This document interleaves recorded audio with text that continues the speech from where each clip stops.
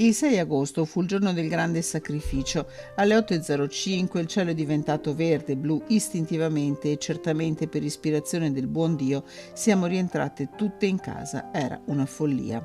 Scrive così nell'autunno 1945 Suor Marie Xavier alla Madre Superiore dell'Istituto Suore Ausiliatrici delle Anime del Purgatorio, l'ordine di cui faceva parte. Era arrivata a Hiroshima nel 1936 e aveva imparato ad amare la gente del Giappone quando si trovò a vivere l'orrore inumano della prima bomba atomica.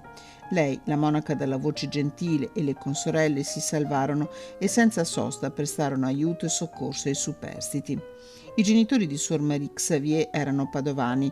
La mamma di Eleonora Saccardo Rasi, Suor Marie, era Giuseppina Saccardo, figlia di Pierandrea, prefetto dell'Orto Botanico. Il papà, il padovano Pietro Rasi. A 17 anni Eleonora aveva lasciato la famiglia e abbracciato l'ordine, sognando di diventare missionaria. Dopo aver imparato l'inglese, era arrivata nella comunità di Kusunoki-cho a Hiroshima.